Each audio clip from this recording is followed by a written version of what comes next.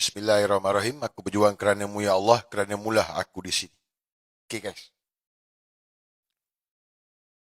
First thing saya nak ucapkan selamat Hari Raya Aidiladha kepada seluruh umat Islam daripada Malaysia ke, Indonesia ke, Singapura ke, Brunei ke, Thailand ke, seluruh dunia lah.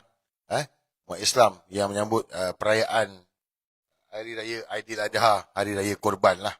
Jadi, saya ni bukanlah ustaz ke nak cerita apa, tak adalah. Cuma saya tahu Raya Korban ni ada kisah dia lah. Ada kisah tentang bagaimana pengorbanan yang dibuat oleh Nabi Ibrahim. Nabi Ibrahim, pengorbanan yang dibuat oleh Nabi Ibrahim dan pengorbanan juga oleh Nabi Ismail AS lah. Jadi, dalam perjuangan ni semua kena berkorban kan. Cuma apa yang menarik pada saya lah dalam cerita pasal Hari Raya Aidiladha ni, Raya Korban ini, buat kerana Allah Ta'ala. Kalau kita fikir kat situ kan, Nabi Ibrahim korban, sanggup untuk mengkorbankan anak dia kerana Allah Ta'ala. Bukan hanya nak dapat jawatan ke, nak naik darjat ke, tak. Kerana diperintahkan oleh Allah Subhanahu Wa Ta'ala. Begitu juga Nabi Ismail. Apabila diperintahkan oleh bapa dia, Nabi Ibrahim, so dia buat pun kerana taat pada perintah Allah Subhanahu Wa Ta'ala. Jadi, hidup kita, mati kita, semua kerana Allah Ta'ala. Jadi guys, saya minta bersempena dengan Hari Raya Aidiladha ni, Raya Korban ni, tanamkan dalam diri kita, kita akan buat apa saja. Kita akan korban dengan apa saja dalam perjuangan ini. Tapi hari ini dalam perjuangan untuk menyelamatkan negara ni, nak menyelamatkan tanah Melayu ni, kita tak, bukan macam Palestin, dia orang sampai mati dah. Berbunuh-bunuh dah ni. Tak. Banyak kali saya pesan kan, ni, phone kita ni, social media. Perang social media ni, inilah senjata kita ni. Jadi inilah pengorbanan yang kita perlu buat.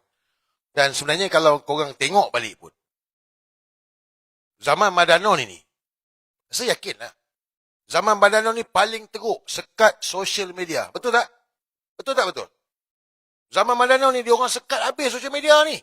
Sampai yang terbaru ni, 1 Jun ni nak kena register, tunjuk IC pula untuk buka akaun Facebook, TikTok. Apa ni? Apa guys? Alasannya 16 tahun. Apa kena mengenai 16 tahun dengan kena tunjuk IC? Semua sekali. Sebab apa? Mereka takut. Kerana apa? Kerana social media ni. Inilah alat peperangan kita, senjata peperangan kita. Sebab itu dalam isu Palestin, kita tengok dia orang sampai korbankan diri dia orang, jihad, mati syahid. Betul lah? Tak ada pula dia orang nak bawa two state solution. Adalah mangkuk-mangkuk kat kita, ada mangkuk-mangkuk berada sumuk tu, two state solution. Ni kata bodoh, Barua. Orang Barua je nak bawa two state solution.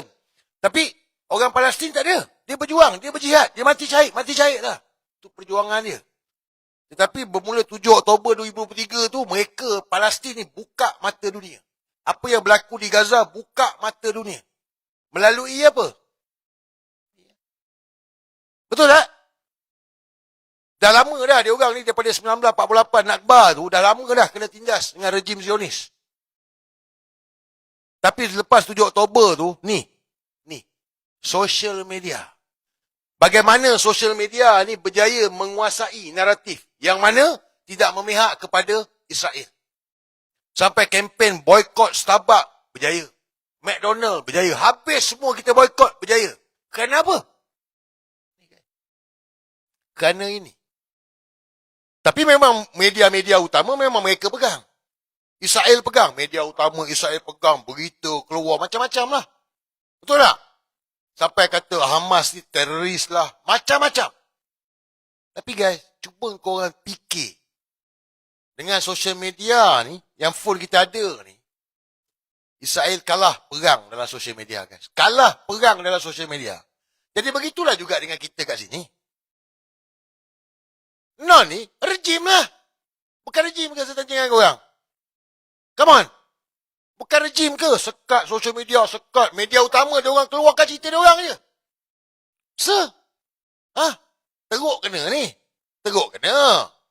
Sebab inilah realiti dia. Kita dalam perjuangan kan. Jadi sebenarnya Hari Raya Aidiladha ni, saya minta kita semua tekadkan diri, tanamkan diri ni, kita nak berjuang habis-habisan.